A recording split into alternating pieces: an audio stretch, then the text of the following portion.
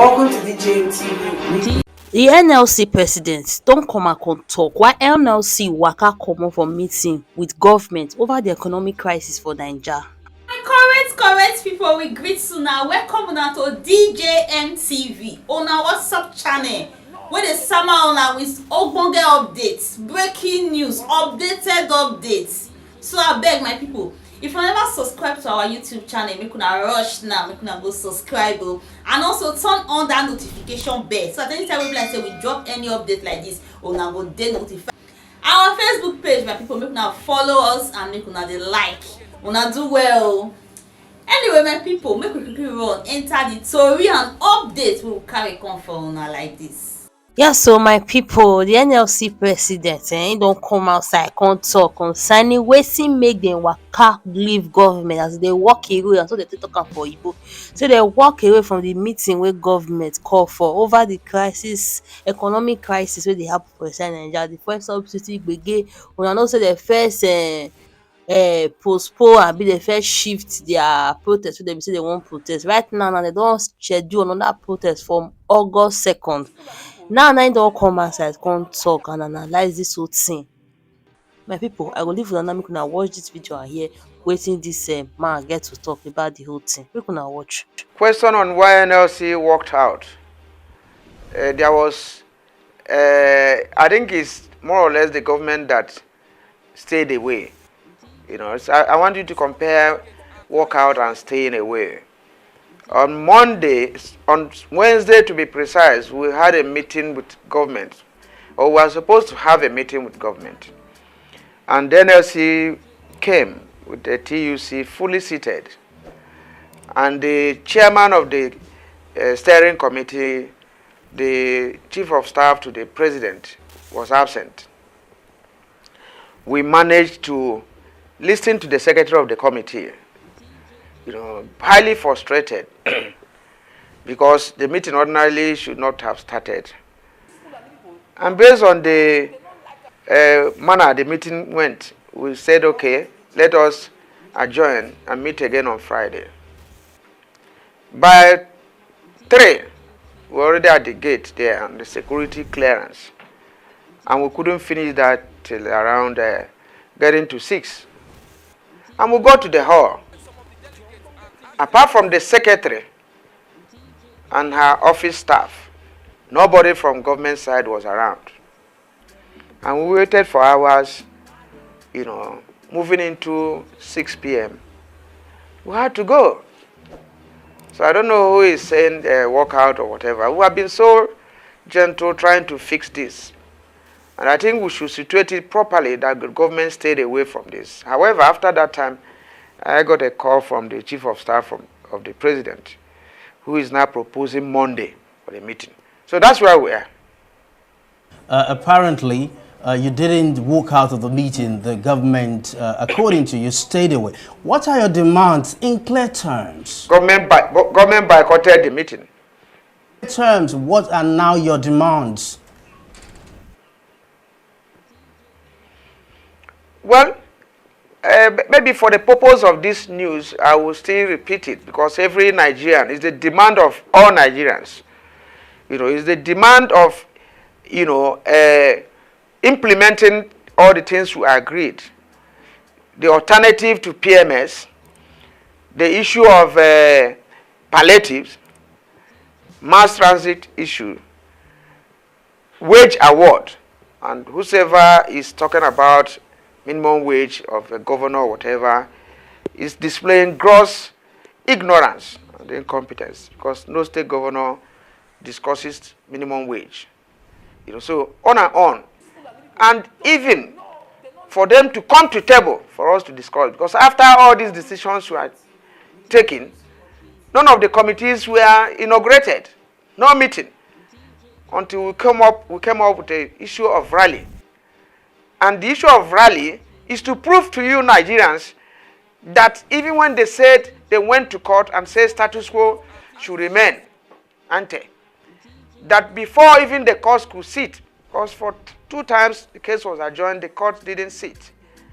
They went ahead and they did another increase, very contemptuous of even the court proceeding, that two parties were having issues, and they say status quo remains, until the matter is, they now move further, to 617, 630, why the issue is still not yet resolved. So those are some of the issues. And what we are discussing now, as of today, even the meeting we went, was to discuss the issues arising from the increase, to 520. The issue of 617 is not on the table. And that's the main issue that we are taking this further, that you have breached all our agreement, and we are not negotiating in good faith. So on and on and on, and agreements should not be just signed for the fun of it. When agreements are signed, you respect the sanctity of agreement, and we implement it. And Nigerians are suffering, and we are crying, and you are talking of how to provide palliatives for 520 increase, and you moved ahead to increase it to 617 and 630 in some places. These are issues, and if they are not clear to any Nigerian, then there's a problem. Well, the president himself, President Bola Tinubu, actually says the issues are not entirely clear to him. He's asked the NLC to give him more time so that he can, look at your demands and address them accordingly. I mean, he says he's not entirely aware of what the issues exactly are. I'd like to get your reaction to that, and also your reaction to the fact that some states seem to be going ahead with coming up with some kind of palliatives, some in cash, some are giving fertilizers, some are increasing, of course, minimum wage and what have you. How would you react to that? It looks like the states, are taking the lead here. Well, I wouldn't understand what we are saying about states taking the lead. The issues concerned are national issues, and committees were set up to address them. Now, why are you subverting the committees? On what parameter are the states, taking these decisions? The states that are taking these decisions are very dictatorial. It's a case of giving us, handouts. Take it or leave it. 10,000 naira they are adding to salary. Is it the proportion? Is it the percentage of the increase? Is that the percentage of inflation created as of today? Why will a state will now say, we'll just give you tokenism, mere tokenism. We'll give you 10,000. We'll make it 40,000. Is wage, just a dash? Even if we are going to look at the percentage of it, are we not supposed to meet and sit? So why would the federal government set up a committee with labor on how to address these issues? How did the federal government get to the level of announcing 8,000? The states that are paying 10,000, is it in addition to what we have agreed at the federal government? Or the states have gone there to say, give us money to share?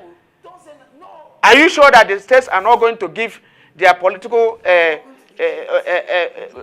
allies the 10,000 or the 5,000? Is there any data, that is consciously agreed on and mutually agreed on, to survive a test of time that is not biased? So why would the states be announcing, across purposes?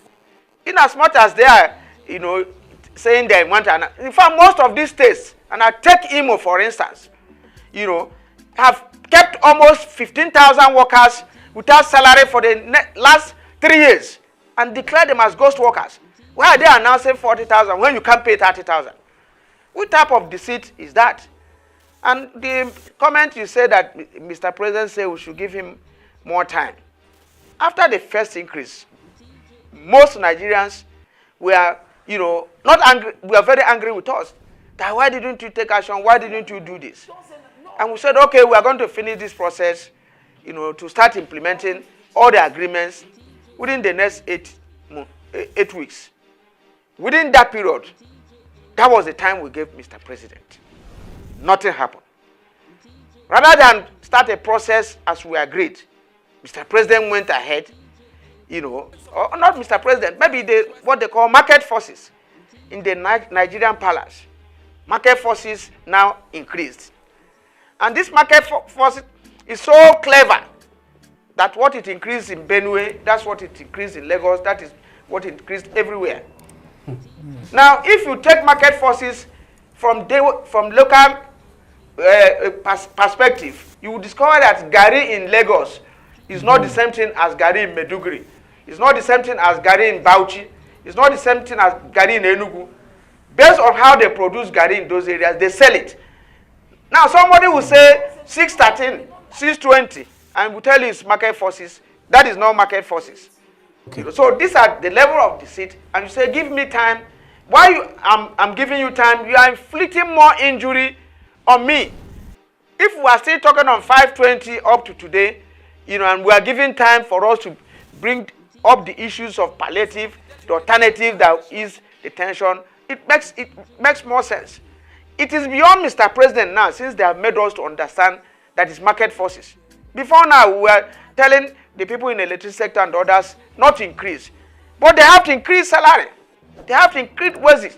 They have to increase everything. So before long, everything will go up, because we have not checked the movement of the Naira. And I've never seen a country that left the Naira, to the vagaries of the so-called market and to be devalued to the extent our Naira has been devalued. So these are issues, and when you sort of give us time, and the suffering is increasing. Okay, good place to butt in. Now, let's get back to the involvement of the state governors, or their intervention, if you like. The FARC federal allocation account, the money accrued to them that was shared in the month of June, was the largest ever to the state governors. Now, what suggestions do you have if they're going to take part of this to cushion the effect of the economic hardship on their citizens and their workers? What suggestions do you have for them? No, the state governors have not at any time taken seriously to the issue of workers' welfare. Under Buhari, President Buhari came and very passionate and said, oh, you state governors that cannot pay, I'm going to release this amount of money for you to go and pay salaries. Majority of them diverted it, and they never paid those salaries up to today.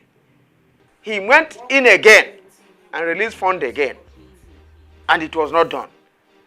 Now, if there is this crisis we are talking of now, created by so-called removal of subsidy, and it is at the point that Nigerians are suffering, that you increase the money to state government, you increase allowances to the people in the National Assembly, and then you reduce, what is going into the pocket of the workers. Now, what type of economy is that? Are we running a confederal system? Have we devolved powers totally to the states to pay at their own rate? Nigeria as a federation, have had all this policy of having salary and wages, as a benchmark discussed by the federation. Now, after that, the state governments who have the capacity to pay more will now go and pay, but there must be a benchmark. And in between, minimum wage negotiation, if you want to do anything, there will be a wage award that will be discussed. The federal government tried it by early this year by paying some of their employees 40% of their wage to cushion the effect of COVID-19. All of us that were here, in the 70s, knew about the Dodgy Award.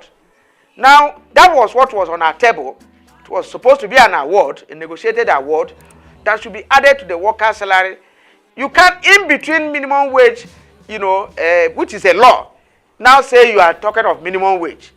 Minimum wage we negotiated is supposed to expire next year. And if it expires next year, we negotiate a new minimum wage. Whatever is coming now should be a negotiated wage award. And I think we should get it from that perspective. Ignorance of any functionary of the state should not derail us. Yes, so my people, and the updates will carry come from now like this be this one. Here we see NLC president talk cool. I don't know busy now, my people. Make una drop on a comment too, and make una not forget to like and share. DJ